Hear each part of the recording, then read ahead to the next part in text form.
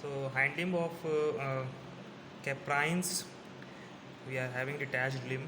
You can see different muscles of lateral aspect first. This is tensor fascia lata muscle, which is triangular muscle having fascia. Then this is biceps femoris, quadrilateral extensive muscle, and then here we having this semitendinosus. This is semitendinosus muscle. Then in this position we are having that superficial gluteus, middle gluteus and gluteus profundus, but only some part is left. So after that, muscles of medial aspect.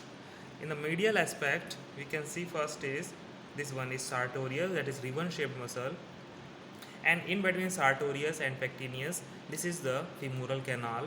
We can reflect it and see the femoral canal through which femoral artery, femoral vein and saphenous nerve is passes here in this position.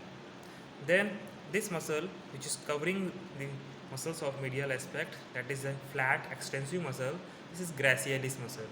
This is gracialis. If we reflect it in this position we can see semi-membranous muscle.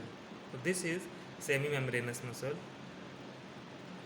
Then here we are receiving, this is the semitendinosus, this side is also visible.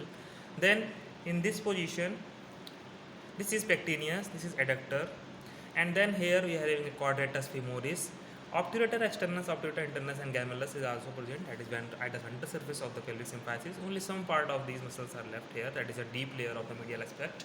This is the head of the femur, this is the femoris, fovea capitis femoris or round ligament is visible here. So this is about the muscles of medial aspect. Then muscles of extensor group, that is anterolateral aspect.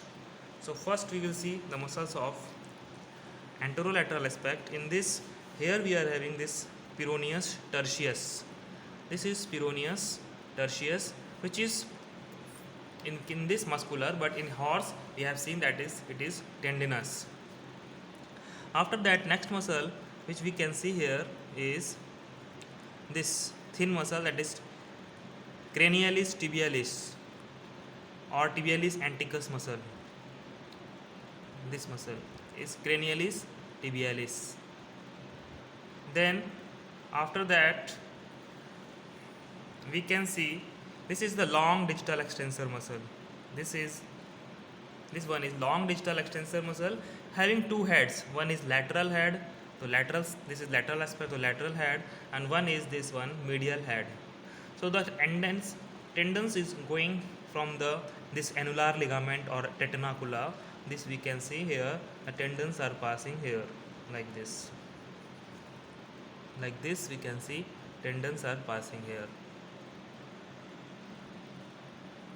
Then we can see here the tendons of long distal extensor. These are the two tendons, one is lateral and one is medial. Medial side is medial and lateral side is lateral. Then here we are having cranial tibial artery. This is the cranial tibial artery which is coming from the femoral artery, passing in that position. So this is the artery which is coming in the gastrocnemius muscle, that is the femoral artery, which is known as popliteal artery at the level of here. Then it is known as cranial tibial artery, and then it is known as dorsal pedal artery at the level of proximal endometatarsal, and then dorsal metatarsal artery, and then dorsal common digital arteries. So it is coming here. We can see, if you reflect it, we can see here this is the biceps femoris, and we can see this is the position. From here it is coming inside the gastrocnemius. So next muscle is this muscle of extensor group. This is peroneus longus muscle. Here we can see tendons are going passing in that position distal to the hand limb. Then this is the lateral digital extensor. This is lateral to this muscle, peroneus longus, lateral digital extensor muscle, which is also passing in the form of tendon up to the digits. Next thing we are having here, deep digital flexor muscle. So this one is deep digital flexor muscle, and then if you see here, this is the gastrocnemius muscle. Here we can see here two heads of gastrocnemius muscle. one is lateral head, this one, and one is medial head, this one. So if we reflect it, we can see underneath of this muscle is the position of superficial digital flexor muscle. So this is the superficial digital flexor muscle. Then superficial digital flexor and gastrocnemius forming here the Achilles tendon or calcanean tendon. This is the bursa, calcanean bursa. This is the point of hawk. This is calcanean bursa. Okay, see here, this is the calcanean bursa, like this. After that, we can see here, this is the insertion of biceps femoris in the form of thin tendinous appearance. After that, here we can see, if we reflect this, then we can see this great sciatic nerve.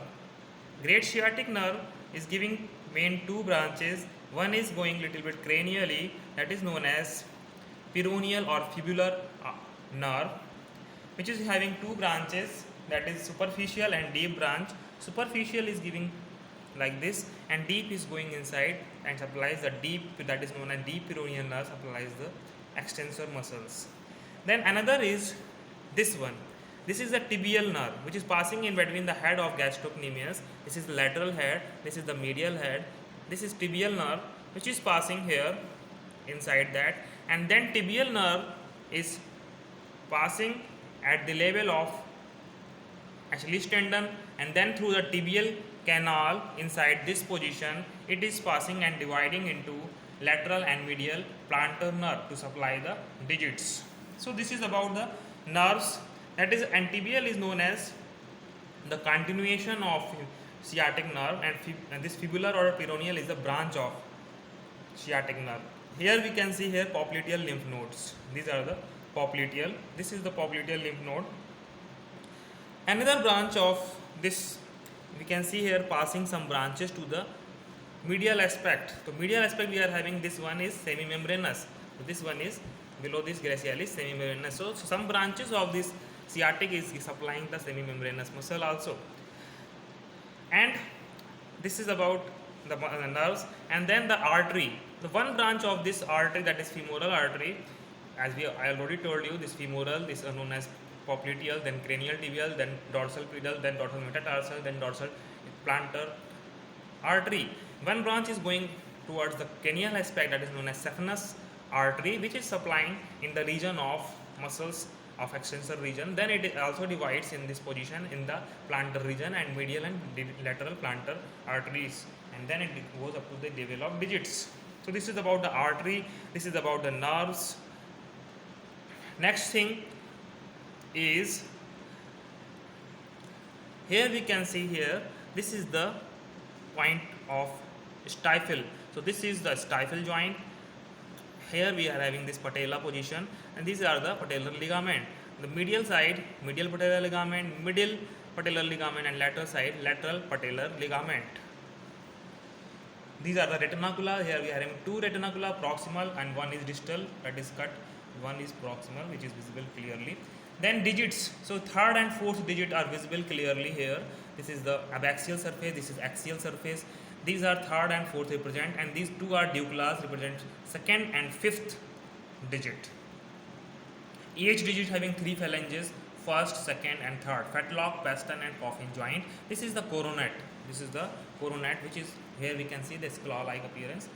So this is the position where this line indicate the coronet, this position. Okay, so this is all about the nerves, blood and muscles of hind limb of caprines. That is similar to bovines. So similarly we can find in the bovine also.